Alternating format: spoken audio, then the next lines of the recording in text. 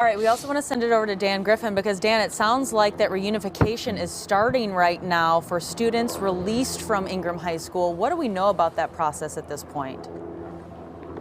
Yes, so from what I understand, according to Seattle PD, they're saying reunification should be starting any minute now. Students will be released one classroom at a time to the auditorium where families can sign them out. It says if a student is 18, they will be allowed to leave as long as they check out transportation plan details to come. So any minute now, we should start seeing, or at least parents should start seeing, that reunification start here at the high school. We know that we've seen so many parents. They were lined up out here on the street. At one point, we saw them much closer to the high school. They had been apparently maybe guided into the parking lot area. So they would appear to me at this point that's going to start happening.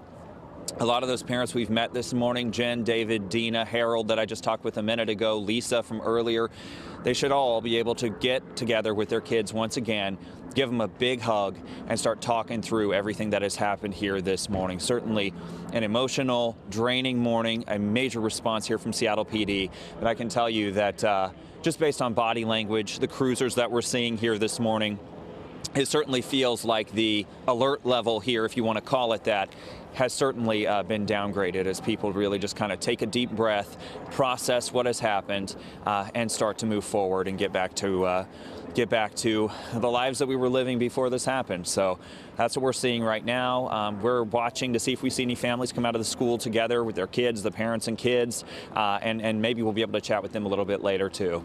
So Bill and Liz, that's what we're seeing here right now.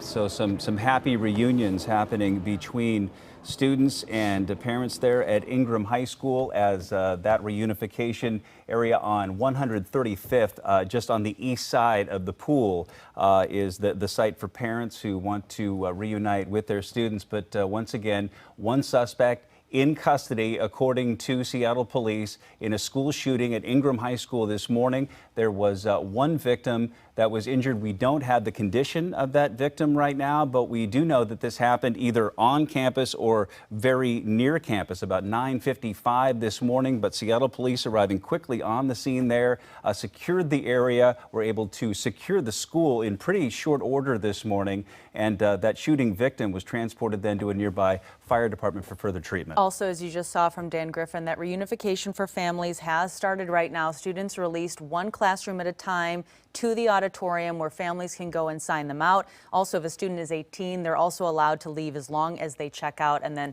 they have transportation plans to come there. Also, a small detail as well, our Brian Flores noting that Shoreline Schools was under a brief lockdown because of this shooting, but it has since been lifted. So if you have a student there, that lockdown there has been lifted. But as Dan mentioned here, a bit of a sigh of relief for a lot of parents on the scene right now after a very tense morning after this school shooting at Ingraham High School. So we will be tracking this throughout the day on the air and also online at fox13seattle.com.